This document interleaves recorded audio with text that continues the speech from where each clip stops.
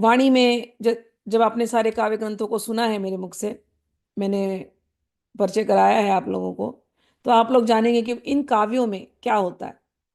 कुछ मेन लीलाएं होती हैं, चाहे आप गीत गोविंद उठा लो, चाहे आप राधा सुधा निधि उठा लो, चाहे 42 लीला उठा लो।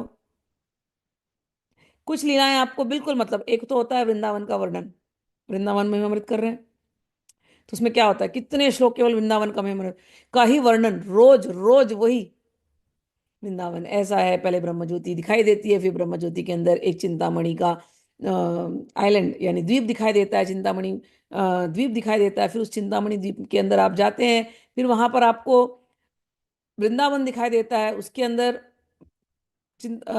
आप जाएंगे तो कुंज निकुंज निवृत्त निकुंज दिखाई देते हैं, उसके अंदर पशु पक्षी दिखाई देते हैं, उसके अंदर अ, सखियां दिखाई देती हैं, फिर श्री कृष्ण दिखाई देते हैं, और फिर वृंदावनेश्वरी राधा रानी दिखाई देती हैं। फिर क्या होता है, तो ये हुए वृंदावन का वर्णन, फिर नवनिकुंज का वर्णन। फिर क्या होगा, उसके अंदर लीलाएं होंगी। कौन कौन सी लीलाएं होती हैं, तो जैसा सीजन, जैसी ऋतु वैसी लीला। शरद ऋतु की लीला होगी, तो शरद ऋतु में जो भी लीलाएं हैं वो प्रकट होंगी वहां पर। रास की लीला, शारदीय रास, रात्रि की रास लीलाएं। तो वाणियों में उन लीलाओं का वर्णन होगा कि ढोल बज रहे हैं, मृदंग बज रहे हैं, राधानी नृत्य कर रही हैं, ऐसा नृत्य कर रही हैं कि उनकी जो चाल है कोई पकड़ नहीं सकता। और उसके ऊपर जो गायन हो रहा है, गायन भी सखियां कर रही हैं वृंदावन की, पत्ते पत्ते उस गायन में भाग लेते हैं। तो ये शारदीय लीला। फिर वर्षा ऋतु आती है, वर्षा की लीला। तो वर्षा की लीला में क्या होगा, झूले झुलाते हैं, सावन के झूले झूले। फिर और एक ये सब लीलाएं होने के बाद सूरत विहार की लीला, कि एकांतिक लीला, कि ये दोनों एकांत में मिलते हैं तो इनकी क्या दशा होती है। तो ये सूरत विहार की लीला।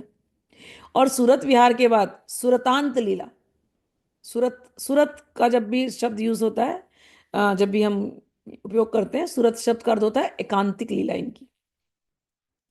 तो सूरत विहार और फिर सूरत आंत लीला, मतलब सूरत के अंत में। तो रात्रि भर विहार किए। इनकी जो विहार होती है वो कई कल्पों कल्पों का विहार होता है, इनकी एक रात्रि यानी कई कल्प बीत जाते हैं।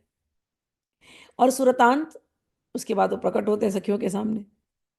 तो सूरत विहार की जो भी लीला की, कभी उसमें मान लीला हो जाएगी, कभी प्रेम लीला हो जाएगी, कभी निवि बंधन लीला हो जाएगी, अलग अलग लीलाएं हैं। और सूरतांत लीला में हमेशा सखियां जाती हैं, तो आप देखेंगे कि कभी कपड़े बदल गए हैं, तो कभी केश ठीक नहीं है, तो वो सारी लीलाएं। फिर कुंज को झाड़ू बहारू करना, फिर उनके पैर का सम्मान करना इत्यादि, ये सारी लीलाएं उसके अंदर आती। तो वृंदावन की रसोपासना के जितने ग्रंथ हैं, ब्रॉडली यही टॉपिक्स होते हैं जिनके ऊपर मनन करना होता है। ये चतुरासी के जो 84 जो जो छंद दिए गए, जो पद दिए गए, उसमें भी श्री हरिवंश वाणी से निकली रस, ये पूरे उन पदों के अंदर वो बह रही है। तो सारे के सारे पद उस श्री हरिवंश वाणी रस से ओतप्रोत हैं। और एकदम मधुर शैली में वृंदावन नित्य विहार का वर्णन होता है वहां पर। जैसा वहां पर वर्णन किया, वो इसलिए अच्छा लगता है क्योंकि बहुत छोटे छोटे पद हैं, और छोटे पद में सारा भाव आ जाता है।